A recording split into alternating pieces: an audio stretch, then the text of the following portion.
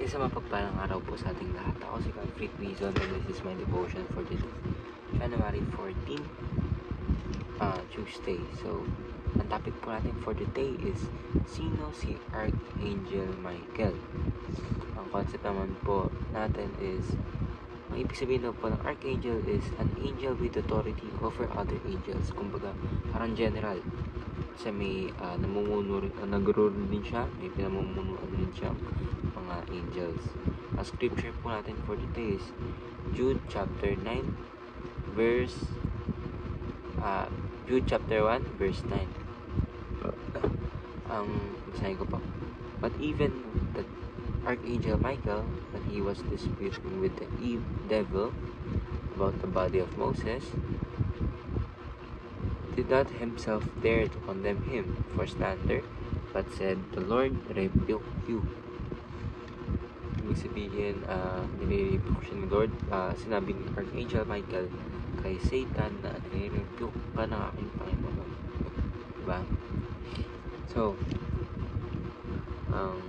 first teaching po natin for today is Archangels serve as powerful messengers and warriors in God's service. Ibig sabihin daw po ng Archangel is sila daw po yung messenger or warrior ng ating Panginoon. Ibig sabihin, diba si Gabriel yung messenger ng ating Panginoon, and si Archangel Michael naman yung parang namumuno ng army ng mga angels. So, second teaching po is Archangels teach us the reality of spiritual life warfare and the importance of prayer. So, si Archangel Michael nga ay God, diba? Sinabi pa niya yung papangalan ng ating Panginoon, and ginamit niya yung papangalan ng ating Panginoon para i-rebuke Satan, diba? It teaches us that, of course, totoo yung spiritual warfare. Hindi siya gawa-gawa lang, hindi siya yung mental illness lang. At so po talaga na, of course, may battle tayo sa ating pang-spiritual. So, third teaching po natin for today is Archangels reminds us of the supreme authority of Christ all over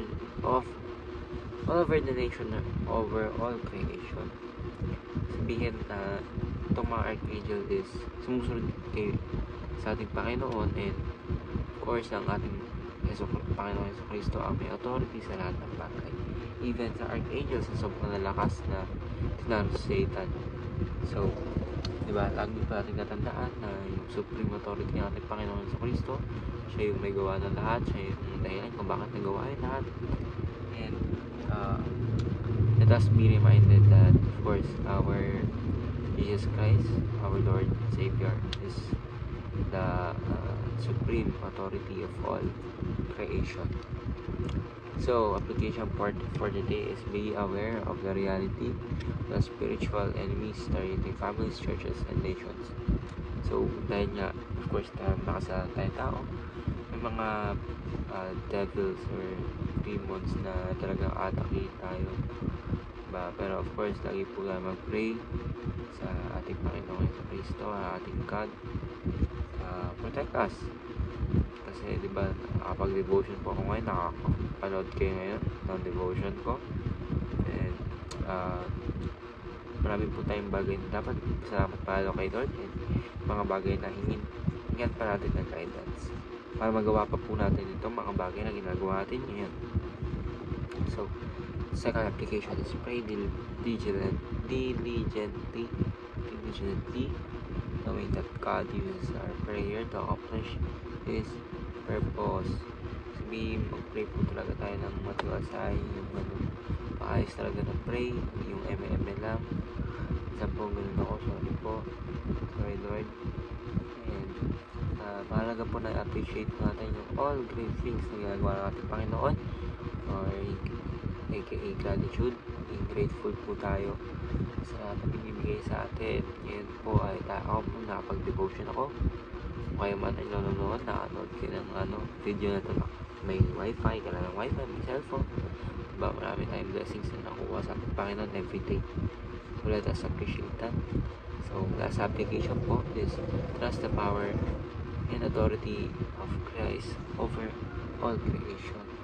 So we trust our Lord's power na kaya niya pong gawin lahat, and meron siyang authority sa lahat ng bagay sa sa lahat ng creation, living or non-living things, lahat po ay may authority siya. Sabihin, trust natin na lahat ng palakid sa way natin o lahat ng hindi sa akin sa plano ng ating Panginoon, siya na yung bahala doon. And of course, we must pray and we must trust the power that we will be guided sa beautiful plan or the best plan ng ating Panginoon.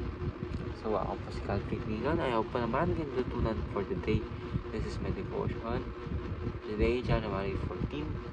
Ayun lang po. Maraming salamat. God bless you.